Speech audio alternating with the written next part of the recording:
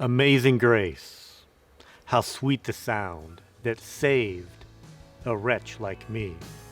I once was lost, but now am found, was blind, but now I see. Amazing Grace, they say that is probably the most sung song in churches ever. They say it's sung upwards of 10 million times a year. That song written way back in 1772 by John Newton. Now, we hear that song, but I think if we look at John Newton and his life and see the story behind the song, it means so much more. See, John Newton wasn't necessarily a good guy. He was a slave trader, rode slave boats from Africa to England. He brought slaves to England. But late in his life, he was converted. Late in his life, he realized the errors that he needed. So he wrote a song about amazing grace, about the grace that Jesus had towards him and all the sins that he had committed. Well, today, as we continue the Untold Story, the stories that are only found in the Gospel of John, we're going to look at an amazing story of grace. And it's a story that, again, is only found in John's Gospel. It's a story of when those religious leaders tried to set a trap for Jesus. They thought they had the perfect trap to catch him, and they bring to Jesus a woman caught in adultery. And the reason why it was a trap, they said to Jesus, "What should we do with this woman?" They say the law requires us to stone her. Should we stone her? Because if Jesus said, yes, go ahead and stone her, he would be in trouble with the Romans, because only the Romans, the ruling Romans, had the authority to execute someone. So if he said to stone her as their law required, he would get himself in trouble. And if he didn't tell them to stone her, well, then he would appear weak on sin. It was the perfect trap, or so they thought. So let me talk a little bit about this story. It's a story about grace, that amazing grace, but it's not just about grace.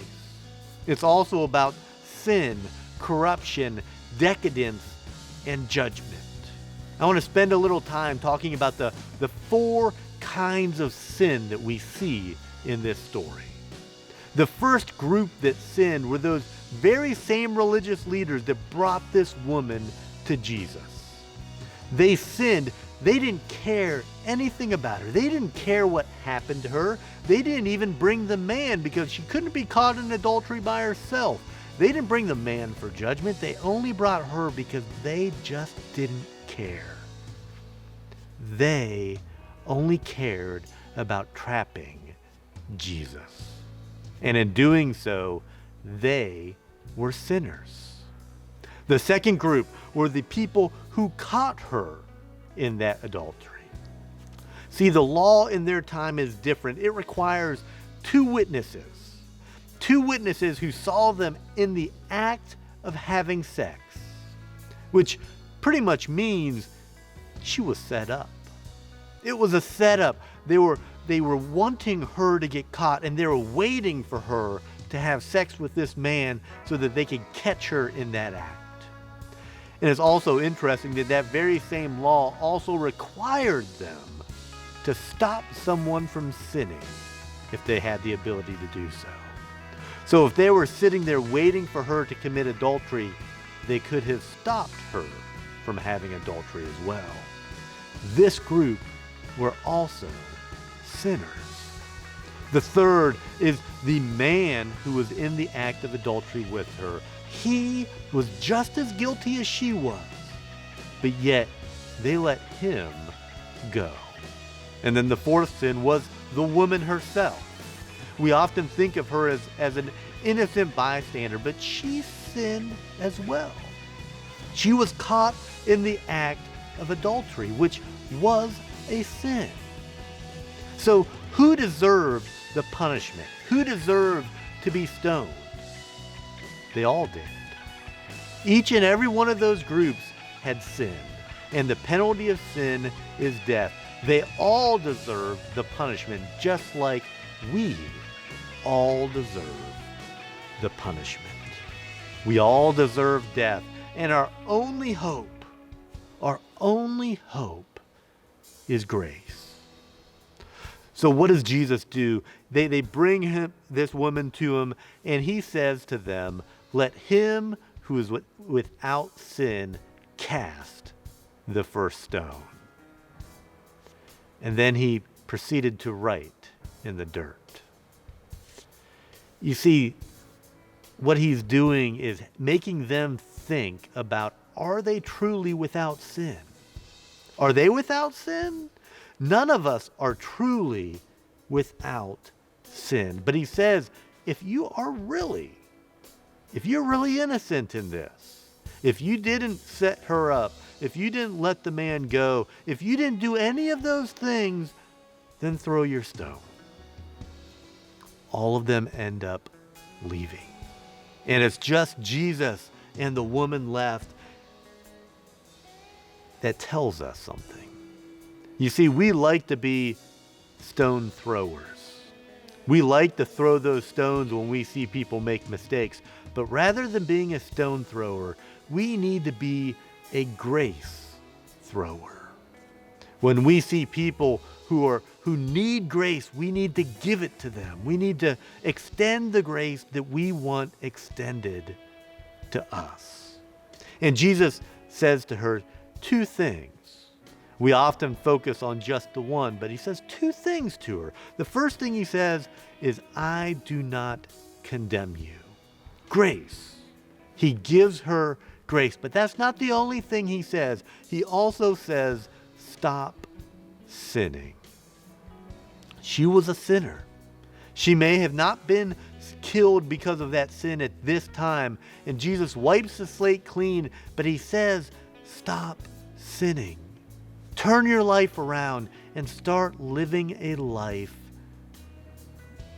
that is pleasurable to God. You see, we all have rocks in our hands that we like to throw at people. We all do. But what we need to do is we need to take those rocks to where they belong, to the foot of the cross. Now, those rocks are different for each of us. Some of us like to judge people. Some of us like to throw those stones and those rocks at people. If that is you, if that is me, then we need to drop those rocks at the foot of the cross. Others of us feel like we deserve to be stoned. If that's you today, then drop that rock at the foot of the cross and accept the grace that Jesus extends. And then some of us just don't even take it seriously. We just are living our life thinking there's no big deal, there's no consequences to whatever we do. If that's where you're at today, realize that Jesus says, stop sinning. We need to realize the mistakes in our lives. We need to take those rocks and to drop them at the foot of the cross. See, this story of this woman caught in adultery, it applies to each and every one of us. Now, not all of us have been caught in adultery, but we are all sinners. So the story applies to each and every one of us. And our only hope is what John Newton called amazing grace.